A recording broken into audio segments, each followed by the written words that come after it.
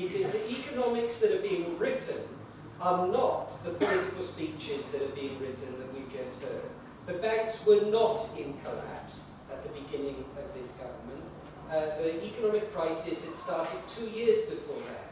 The reason that we had such debt was because there wasn't going to be money in the banking machines within 2 days had we, in Britain, not come up with the European and the international solution. George W. Bush was running around in circles, desperate, throwing money into a black hole.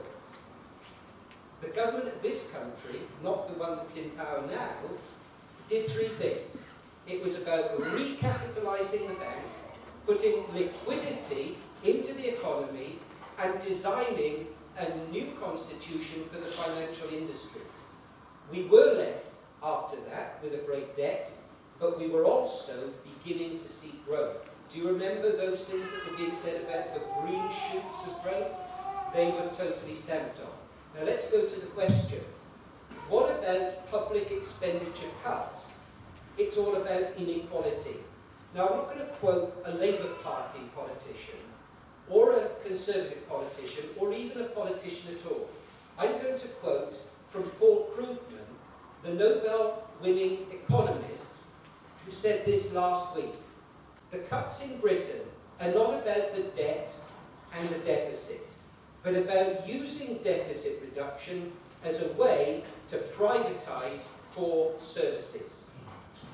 Read Thomas Piketty, read Naomi Klein about disaster economics and about how this global crisis is being used by certain governments all around the world to privatise forests, to privatise health services, to privatise education, to privatise the probation service in our country? Really? To privatise prisons? Yes, it's about putting international corporations, not our local government, not Hampshire, not even Westminster in charge of these things, but international corporations that don't care a hoot about our neighbourhoods. Now, what are we going to do about that? Well, first of all, we've got to realise that the debt is not government debt. It's banking debt and it's personal credit card debt, which is a problem. And if we don't see what the problem is, and if we don't diagnose that properly, we will never ever come up with a solution. And by the time that this deficit reduction goes on being used to privatise core services, we will have a very different Britain than the one that was created after the Second World War.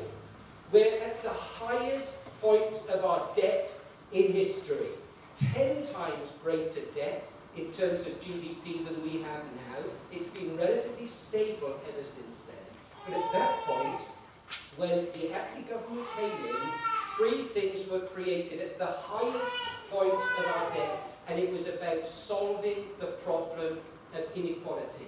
It was about making homes for heroes. It was about starting the National Health Service. Do you remember Nairn Bevy? It was about starting the welfare state so that you didn't charge the poorest members of society for the sins of the bankers.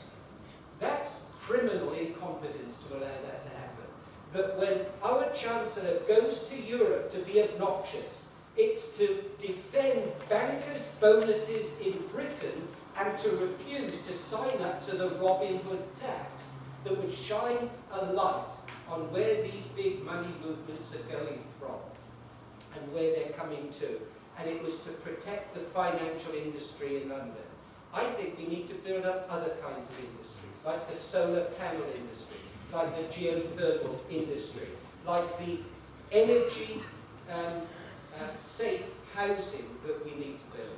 But it's by diagnosing where the problem is, our personal debt, our banking debt, and having responsible, sensible government that will make sure that we don't increase the inequality that is multiplied by 5 times in the last 5 years in